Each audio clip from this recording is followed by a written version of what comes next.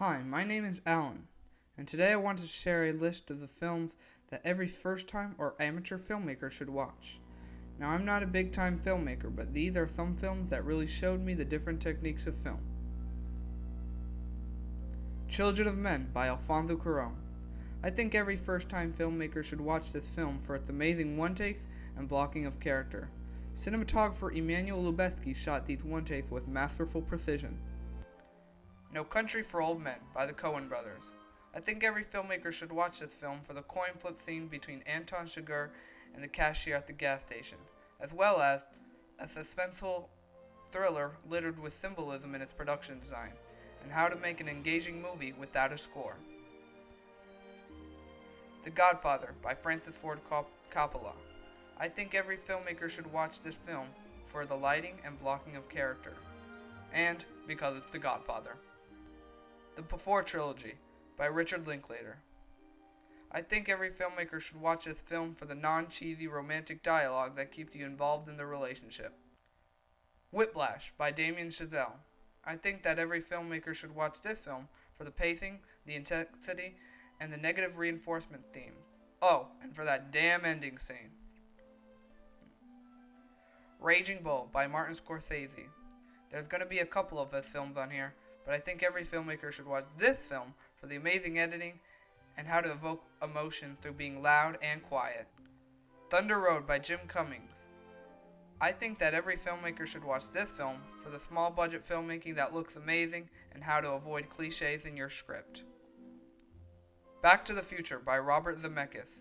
One of my favorite scripts in film history by Robert Zemeckis and longtime writing partner Bob Gale. I think every filmmaker should watch this film for learning how to tie up multiple plot holes in one film.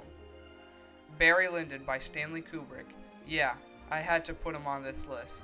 He is a master, but if you want to be a cinematographer, or even if you're a director who wants to get better at cinematography, I think every filmmaker should watch this for the cinematography, including lighting, staging, and mise-en-scène, which is the staging of characters and objects in the frame of a film. Parasite by Bong Joon-ho. This has become a classic in a short time, but it has earned it.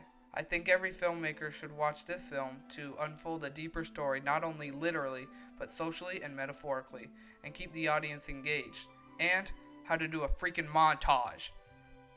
The Departed by Martin Scorsese. Yet another Scorsese. What can I say? The man makes good-ass films. I think that every filmmaker should watch this film how to learn how to adapt foreign films and sometimes make them better. Jaws by Steven Spielberg. If you're making a monster or horror film, I think every filmmaker should watch this film to learn how to make a score into its own character and actually frighten your audience. Filmmaker David Fincher said he didn't want to go swimming after he saw Jaws. Alien by Ridley Scott. Again, if you're making a monster or horror film, I think every filmmaker should watch this film because the whole don't show the monster thing to make it more scary. Pan's Labyrinth by Guillermo del Toro.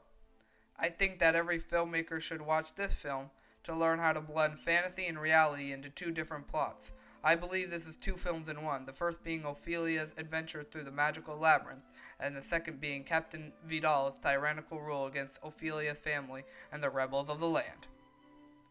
There Will Be Blood by Paul Thomas Anderson.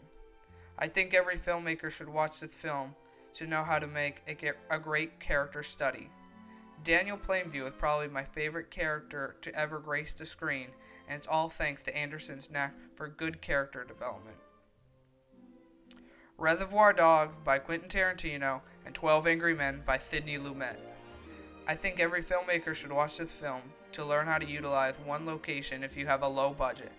With Tarantino's directorial debut, he understood his limitations as an indie filmmaker and stuck to one location and focused on a really intriguing story. The Silence of the Lambs by Jonathan Demme.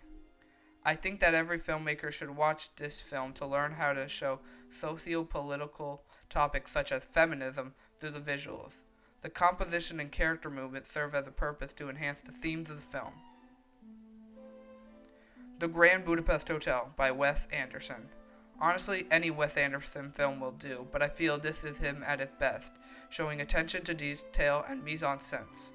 with use of miniature and matte paintings show that you don't need giant sets to show scale. And finally, Vertigo by Alfred Hitchcock. My personal favorite Hitchcock film because it shows how color theory tells a story and not just for an aesthetic, using green to represent the obsession of Detective Ferguson with Madeline. Anyway, thanks for watching the video. Maybe I'll do a part 2 to this. I just hope you learned something new and will use it whenever you make your next short film or feature film. The end.